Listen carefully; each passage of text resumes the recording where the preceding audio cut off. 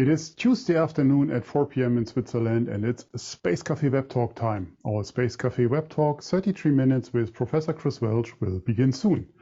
Thanks for joining us for our talk today, the beauty in the void, art and space. As always, we appreciate your participation and ongoing feedback, what is very valuable for us and will help us to improve.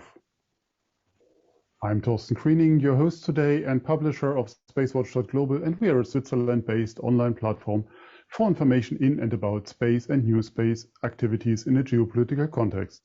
I know many of you are already familiar with our website, our bi-weekly and daily newsletters, and the SpaceCafé podcasts. We also keep our fan shop online open for you to support us actively and become a Space Watcher. Edition 1 has cool items for you, your friends, and the ones you love. Your support is needed to keep our work alive, and we do that for you. If you have missed any of our previous web talks, we have an archive available on our webpage in the event section and on YouTube. We host our SpaceCafé web talks live weekly.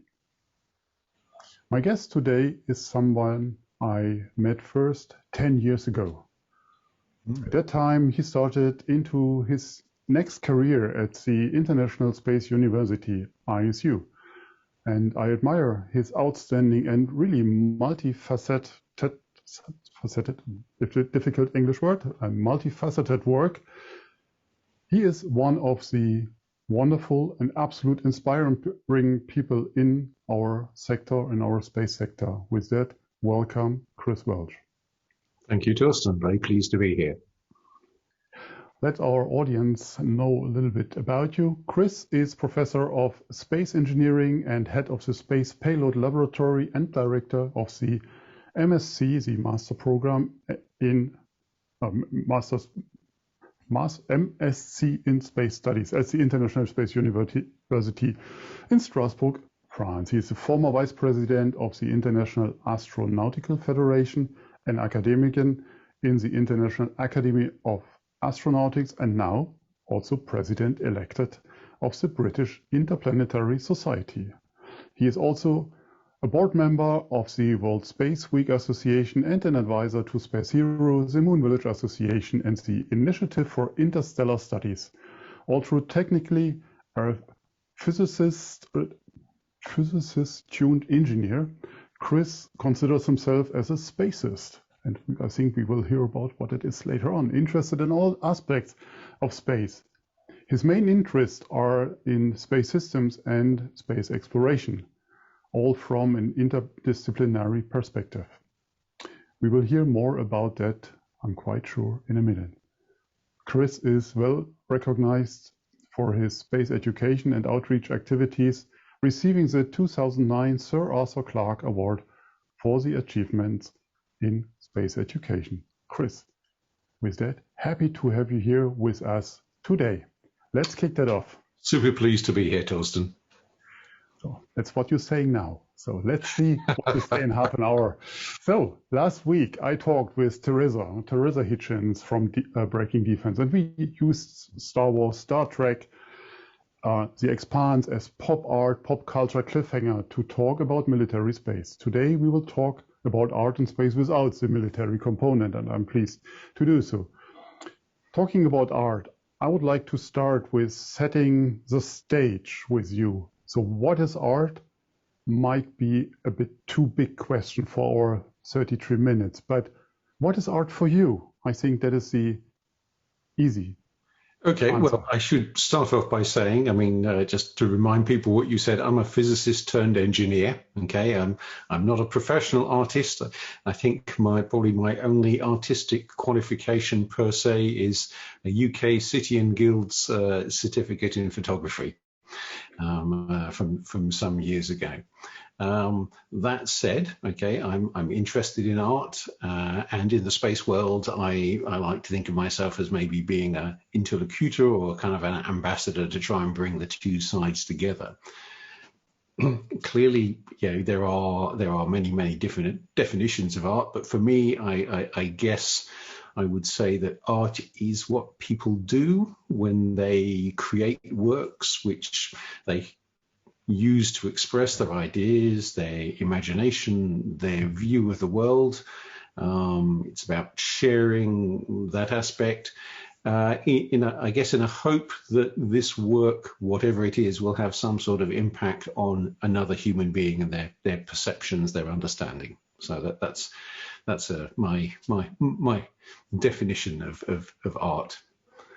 Okay, fair point. So what kind of art and space are we talking about today, and what is your categorization of that? And I'm quite sure you're giving lectures on that, but maybe you can help us shaping that a bit today. Well, yeah, I guess there's a thing when, a lot of the time I find that when I say space art to somebody, maybe what they will think of is maybe pictures of space scenes or space technology, and that can be part of it. But I mean, space art in its execution could be as broad as, you know, art is in general. I mean, there's the visual arts, you know, so obviously illustration, painting, drawing, I don't know, sculpture. There has been sculpture in space. I guess you could even argue that you could have, you know, architecture as an art form in space. Maybe there was a design for a moon temple. You know, other forms of art. I mean, performance art. You could have dance, I suppose, in space. That would be interesting. I mean, we talk about space opera. We normally mean a particular sort of science fiction, but you could have opera in space in the future. I don't know. And of course, talking about dance, that's interesting. The good thing is that you can't step on somebody's toes in space. It's very difficult to.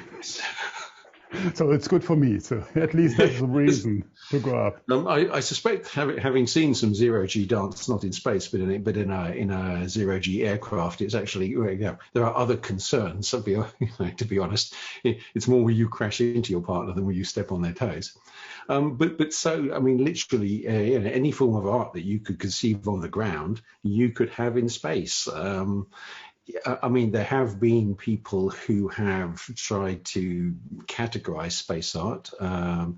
Roger Molina, the son of the rocket pioneer Frank Molina, has looked at this, and also an American artist, Arthur Woods, one of the early space artists, in my opinion, have also looked at this, and they said, well, you know, we can put it in these different categories. So, I mean, you could have art that's based on Earth that looks at space, you know, so it's an interpretation of space, or you could, as I said, have art that shows space hardware or space flight or space scenes.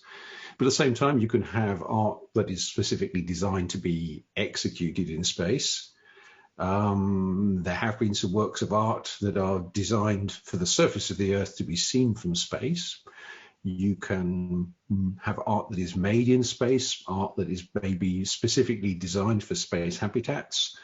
You can attach things to, you know, rockets and satellites and space vehicles. You can have art that relies on space technologies or space materials in order for it to work.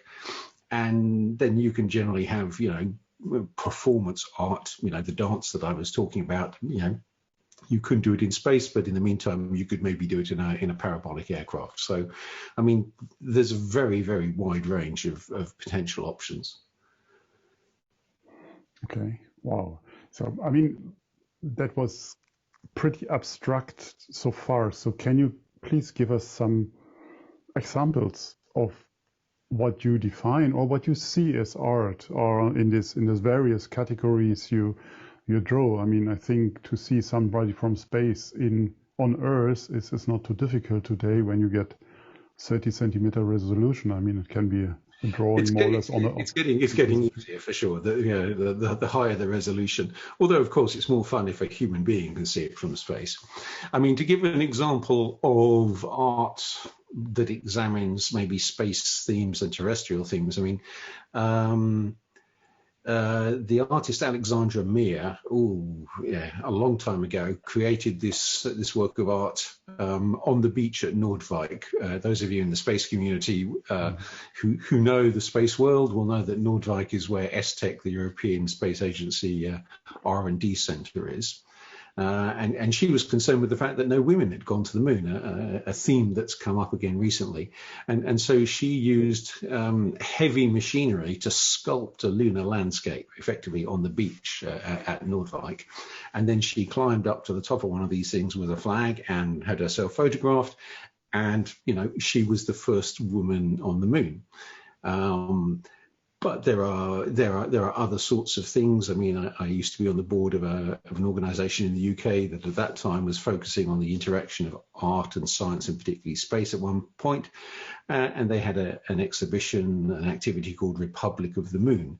And there are a lot of space-related artworks of a variety of sorts. I mean, there was one where, a musical signal had been transmitted into space, bounced off the moon and then received, and then was played on a piano with various dropouts, and so you got this slightly distorted version of the original musical piece. And even now, I mean, in the context of the International Astronautical Federation, which I used to be a vice president of, there is a committee, the Committee on the Cultural Utilization of Space, and there are many contemporary artists.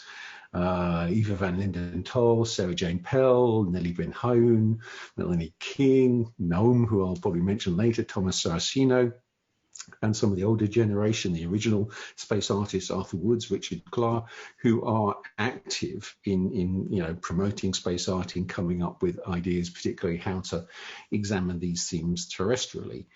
If we're thinking about art that is more illustrative, then I guess the originals were Chesney Bonestell, who used to do, pictures for Collier's magazine back in the 50s and 60s, or in the UK, R.I. Smith.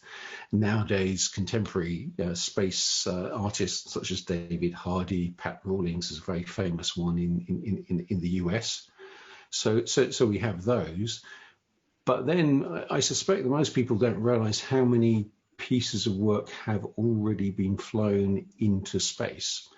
Back in 1984, for example, there was a sculpture called Space, S-P-A-C-E, I'm afraid I can't remember what that stood for, which was flown in the space shuttle in what at that time was called a getaway special canister, which was a canister about the size of a trash can, if you like, that fitted in the space shuttle payload bay. And then fairly famous artist Larry Burgess flew something called Boundless Cubic Lunar Aperture, as a non-scientific payload in order to sort of navigate through the NASA bureaucracy. It had to be defined as a non-scientific payload. But then, there have been sculptures taken to the space station. Much more recently, of course, Peter Beck, the CEO of Rocket Labs, flew his Humanity Star orbiting sculpture, which, created a lot of attention. Some people loved it, some people hated it. The sculptor Trevor Paglin tried unsuccessfully, it was a shame because I helped crowdfund the project, an orbital sculpture called Orbital Reflector, which actually got launched into space, and through no fault of his own, was affected by one of these periodic shutdowns of the US government, which meant that by the time everything started working again, the CubeSat on which it was based, was no longer, accessible. And then a payload, another space artist, Nahum, that who's an ISU alum, and you'll know, just been given a Carman Award, so I'm looking forward to see what comes out of that. Is somebody that I've worked with here at ISU to put an interactive artwork on the International Space Station, which has been there for almost 3 years. Then, tell us more about that, because we had our Nahum in our podcast series last year, and I mean it was super fascinating to listen to his world. I mean, it's not just a statement. I mean, it's really his world. So, but can you elaborate a bit more to our audience? So, what this piece of art was that he delivered to the space station? Yeah, okay. I mean, this was an interesting, typical ISU interdisciplinary collaboration between, engineers and an artist. And we were constrained by space. This was a very small payload. It's 10 by 10 by 10 centimeters. For those of you who know 1U, it was a 1U payload which flew to the space station using the IceCube service. And what it is the world's first, and who knows, space's first, but possibly only, interactive microgravity kaleidoscope. So within this 10 by 10 by 10 cube, we have a little kaleidoscope. It's got 3 mirrors, orientated triangularly opposite each other, and then down the end there is a little container within which things can float. And then behind that, there is a programmable light panel that enables us to bring up different patterns and different lights. And then there is a webcam that looks down the inside of the kaleidoscope. And this is actuated from the ground by somebody putting their finger on a pulse sensor. And then this pulse, their pulse is encoded, it's transmitted up to the space station.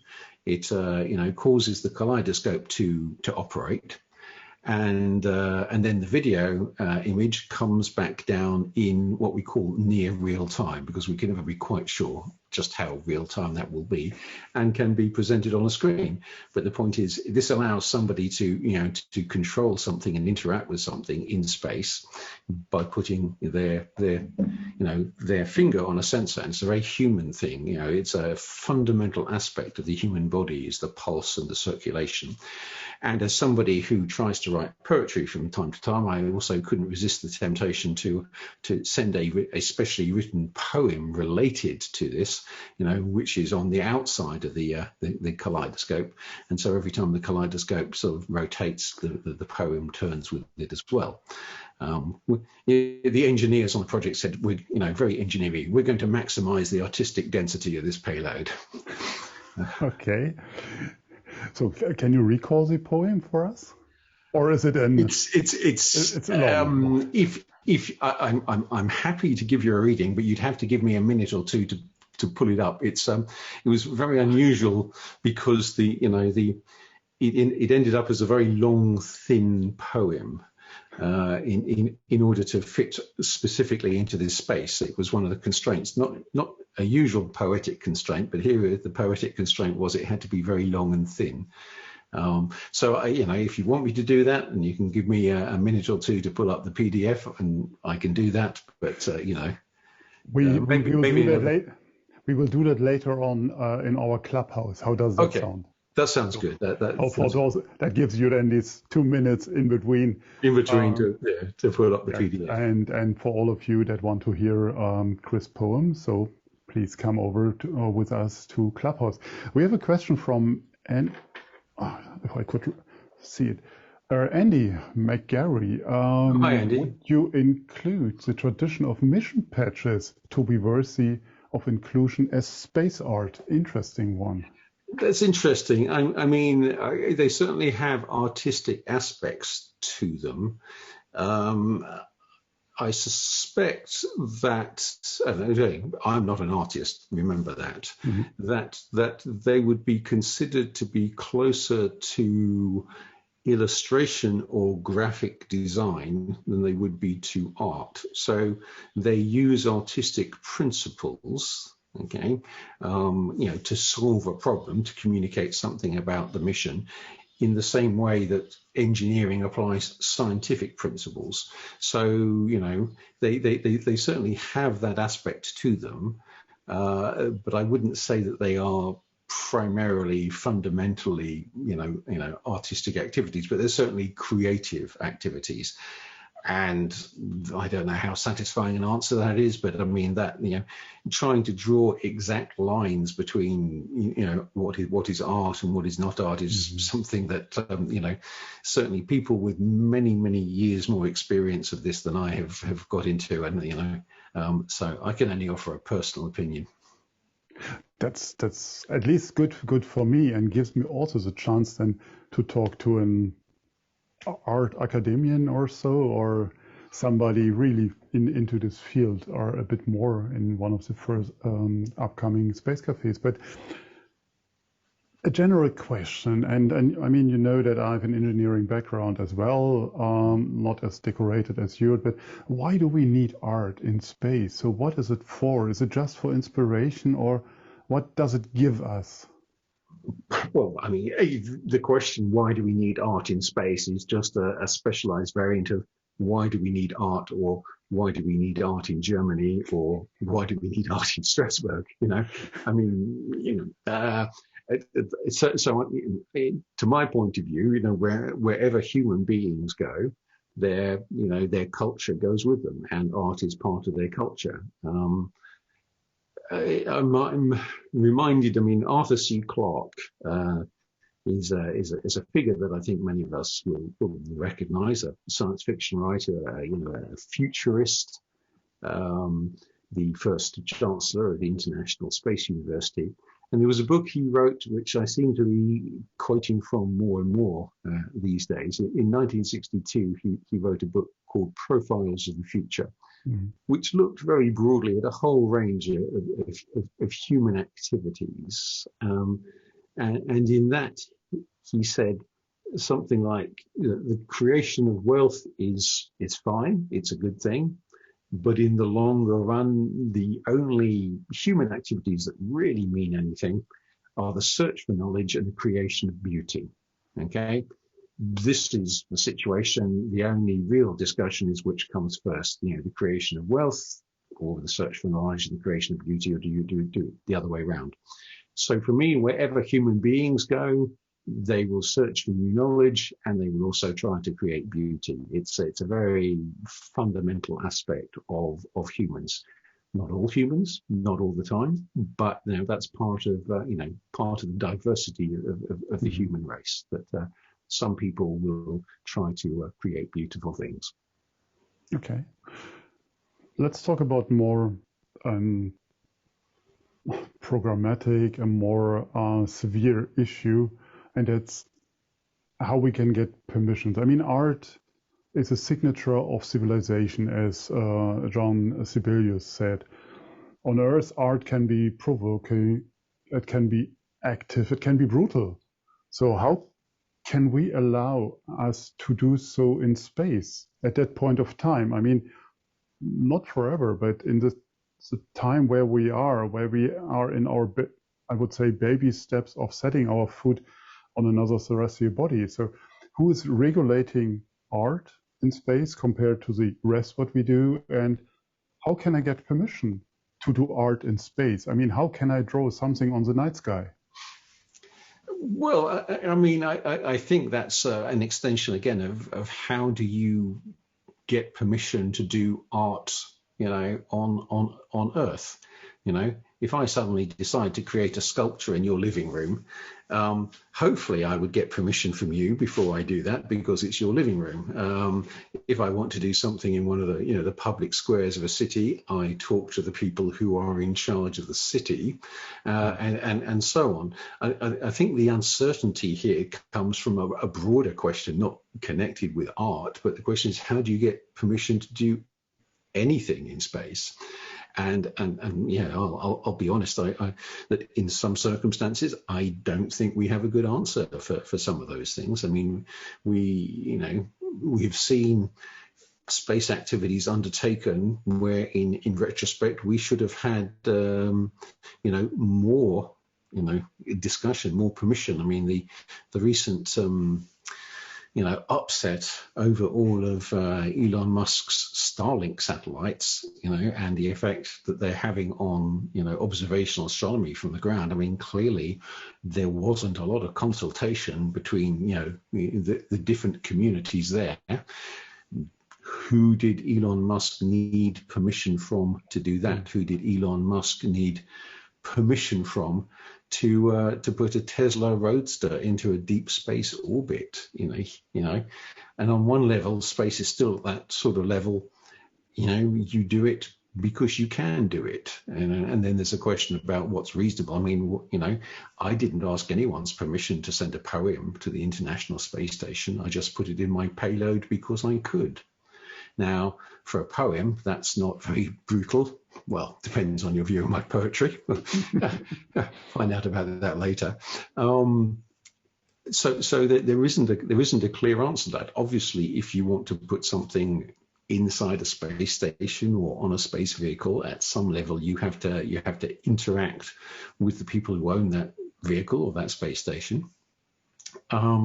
If you want to put something into an orbit, and I'm working with a couple of organizations at the moment who have ideas for artistic related, effectively space satellites. I can't say too much about that at the moment because they're, artists are wising up. These things are covered by NDAs.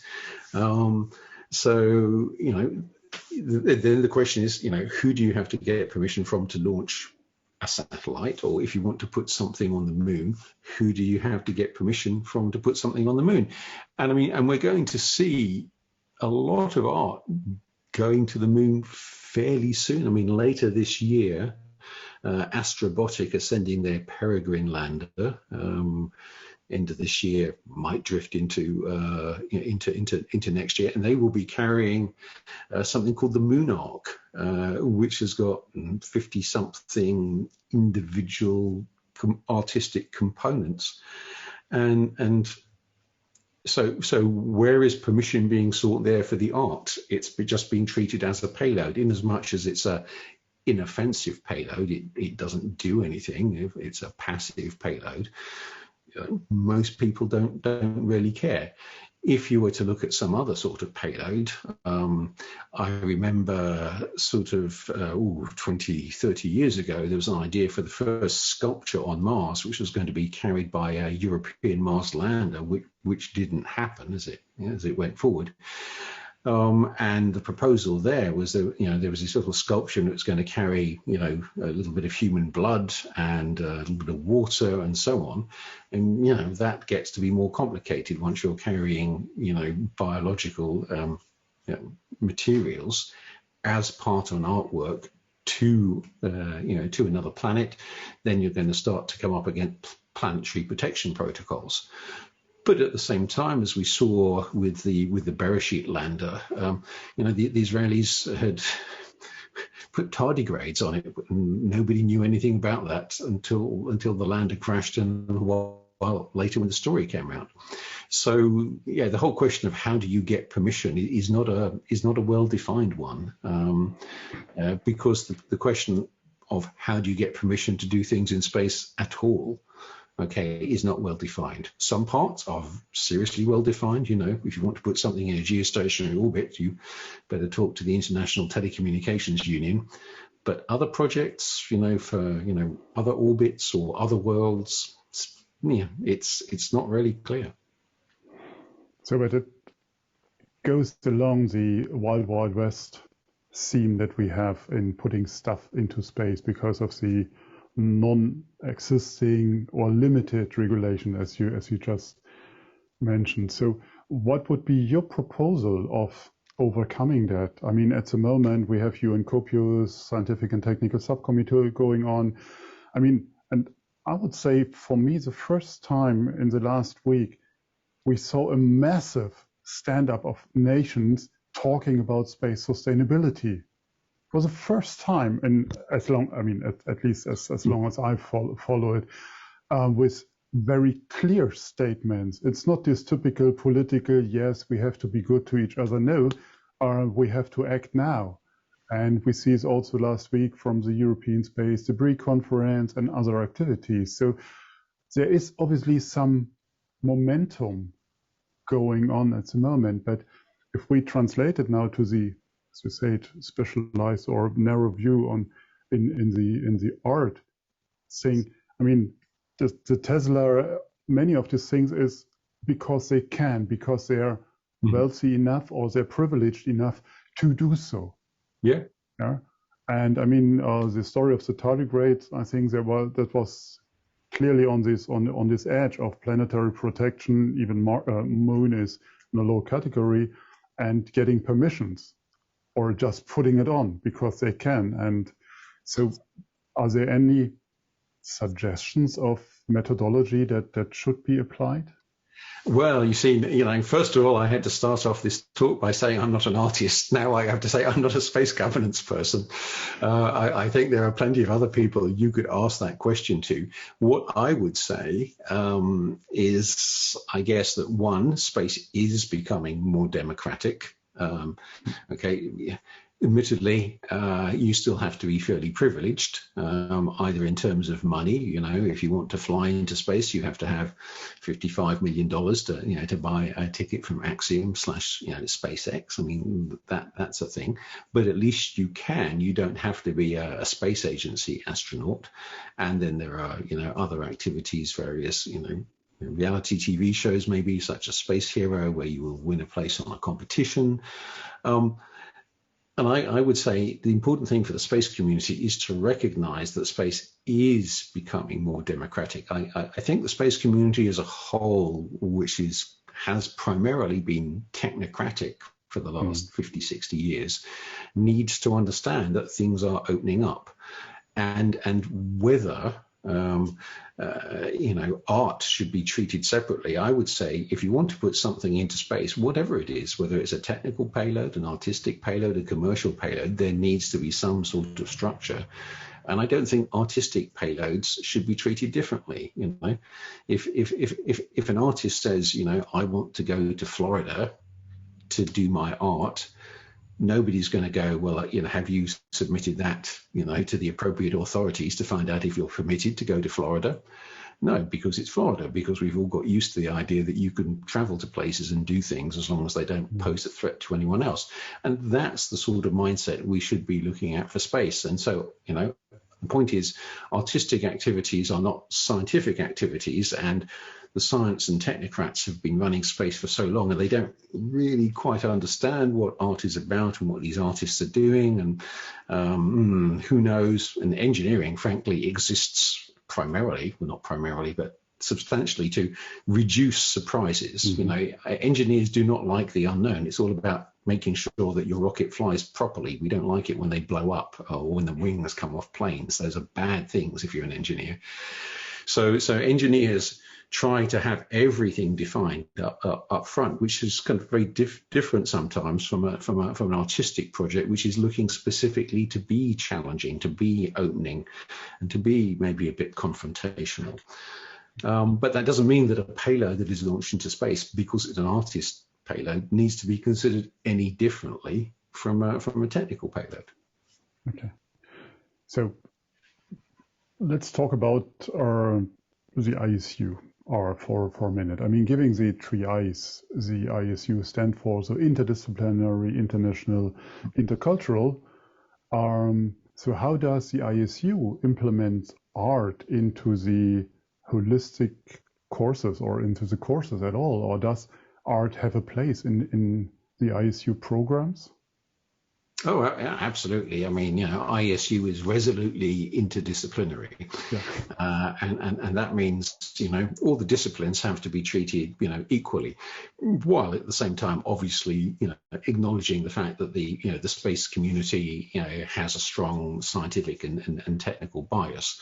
But if you do an ISU program, I mean, one of the big ones, like say the MSc, which I run, or the SSP, which happens each Northern Hemisphere summer, or the SHSSP, which happens in the Southern Hemisphere summer, you will find that there is, coverage of the humanities in general, not just, engineering and science. And within the humanities, in ISU terms, that's where art is located.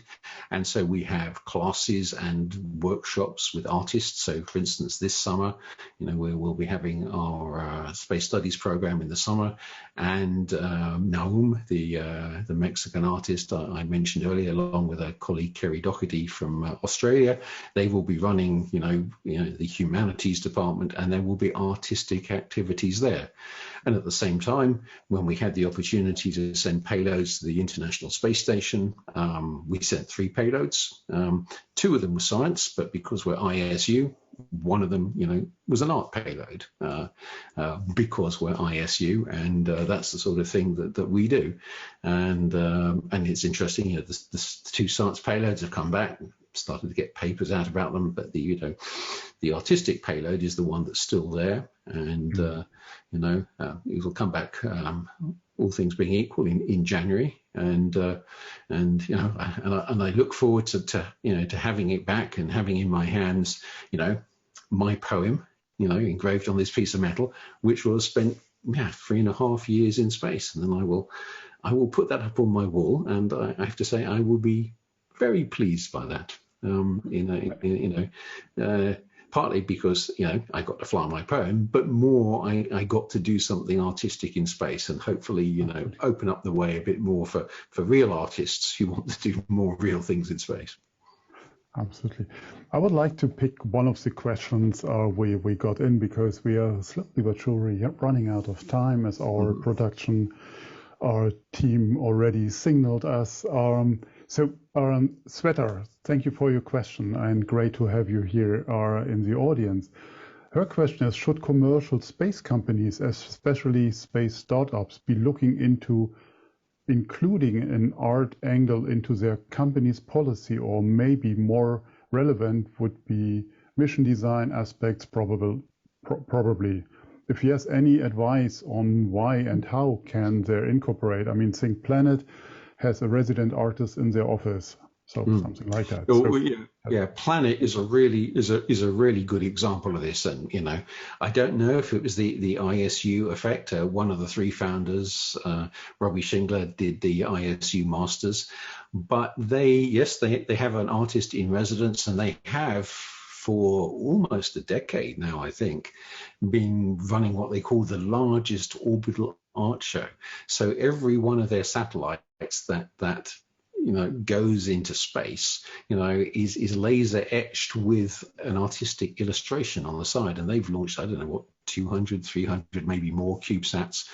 Now, obviously, the sort of art that they can send is, in that sense, is illustrative, or it's visual art. But I think that's an excellent, an excellent indication of Planet's interdisciplinary broad values, I think it would be excellent if more space companies took that approach. I think if you start off with it early on, and the leadership make it clear that this is going to be a thing, then it's possible to do. And I would be very happy if every company that flew a satellite found a way to put something artistic on it.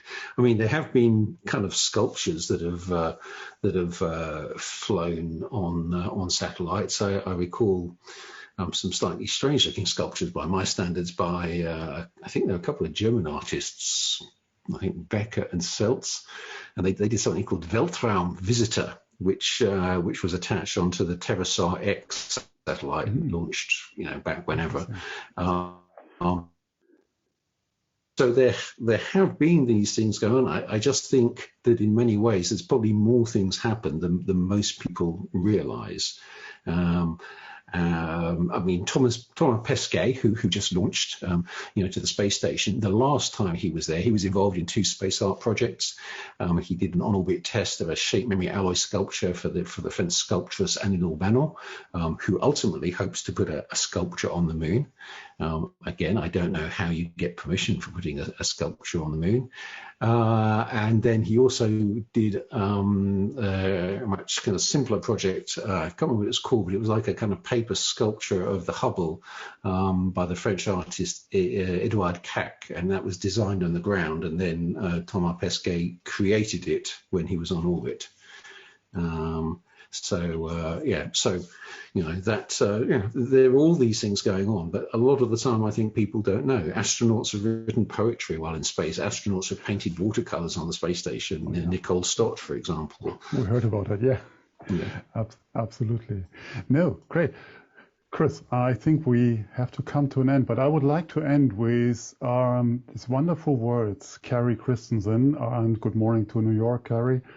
Great to have you here. Put in the Q&A. Art is a form of communication. Perhaps art should be viewed as an international bridge builder. Wonderful. I think we couldn't say that better.